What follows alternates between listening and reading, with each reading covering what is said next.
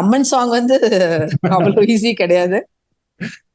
ஏன்னா ஒரு 200 டான்சர்ஸ், ஒரு 600 700 ஜூனியர் ஆர்டிஸ்ட், அடுத்த நாள் 1000 பேரு. லைக் ஒரு ஒரு நாள் ஒரு ஒரு ஸ்டேஜுக்கு போயிட்டே இருந்தது. அப்புறம் ஆடினது யாரு? சிம்ரன். அவங்க எப்படி ஆடுவாங்க எல்லாத்துக்கும் தெரியும். After so many years I'm working. சிம்ரனோட நிறைய பாட்டு பண்ணியிருக்கேன். கொஞ்சம் நெஞ்ச பாட்டு இல்ல. நிறைய பாட்டு பண்ணியிருப்பேன். ஆனா அவங்க ஆடுறாங்கன்னா டான்சர்ஸ் எல்லாம் பயங்கர ஹாப்பி ஆயிட்டாங்க. ஓ, சிம்ரன் ஆட போறாங்க, நாங்களாம் பார்க்க போறோம்னு.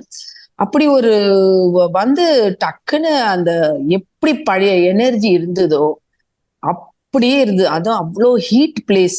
இவிபில அப்படி சூடா இருந்தது. நீங்க பார்க்கும்போதே தெரியும் அந்த ஹீட்னஸ்.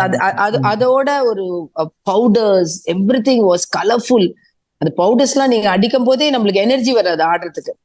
நாங்க இங்க உட்காந்து மைக்ல பேசும்போதே நாங்களாம் சாப்பிடுவோம். பவுடர்ஸ், டஸ்ட் எல்லாம் சாப்பிடுவோம்.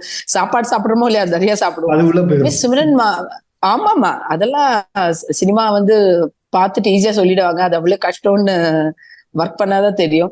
சிம்ரன் ஆடும்போது டான்சர்ஸ் எல்லாம் அப்படியே ஒரு கிளாப் பண்றதோ அப்படி இருந்தது. நம்ம அதே மாதிரி ஸ்டார்டிங்ல சிம்ரன் மேம் பத்தி சொன்னீங்க. ஒரு மிகப்பெரிய கேப்க்கு பிறகு அவங்க கூட ஒர்க் பண்றீங்க.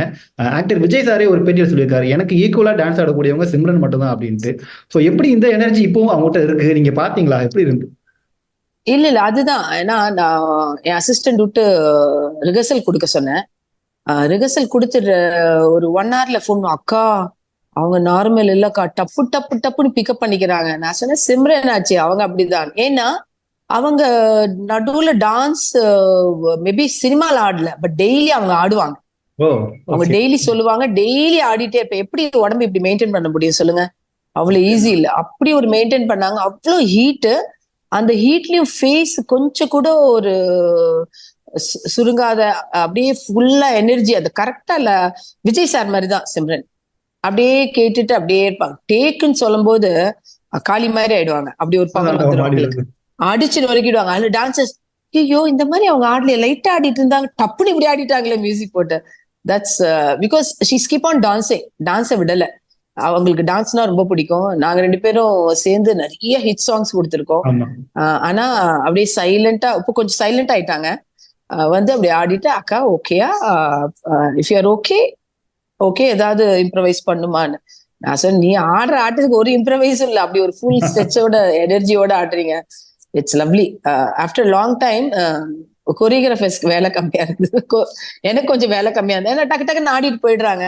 அது நம்ம திருப்பி 1 2 3 4 சொல்லி கொடுக்கணும்ல. 2 பேரும் ஆடும்போது யாரு பெஸ்ட்ன்னு தெரியாதாயிடுச்சு. அவங்களுக்குள்ள போட்டி எல்லாம் கிடையாது. குஷ்பு அவங்களுக்கு என்னைக்கும் போட்டி கிடையாது. என்னமே எல்லாருமே ஃப்ரெண்ட்லியா நினைச்சுக்க கூடிய ஒரு கேரக்டர், அப்படி ஒரு பர்சன். 2 பேருமே என்ஜாய் பண்ணி ஆட ஆரம்பிச்சுட்டாங்க. யாரு கிளாப் பண்ணு சொல்ல, ஒரு முடிஞ்ச உடனே ஹோல் எல்லாருமே, நான் கிளாப் பண்ணுவேன், நான் ஃபுல் ஆடியன்ஸ் டான்சர்ஸ் எல்லாம் பயங்கர கிளாப் பண்ணுவாங்க. அப்படி ஒரு எனர்ஜி இருந்தது. Hats off. சிம்ரன் ஆடிட்டே இருக்காங்க. Khushbu I think after 5 years she started dancing இதுக்கு. அதனால எனக்கே பயமா இருந்தது, அந்த வெயில் அந்த இதுக்கு எப்படி ஆடுவாங்கன்னு. ஆனா அந்த க்ளோஸ் அப் வச்சா குஷ்பு அவங்களுக்கு தட்டிட்டு போயிட்டே இருப்பாங்க. அந்த பெரிய பெரிய குங்குமம் அழகு. 2 பேருமே அதான், ஒரு பாட்டு நல்லா இருந்திருக்குன்னா ஒரு கொரியோகிராஃபர் ஒண்டி இல்ல, ஒரு ஆர்டிஸ்ட், டான்சர்ஸ், பின்னாடி இருக்கிற டெக்னீஷியன்ஸ், அவங்க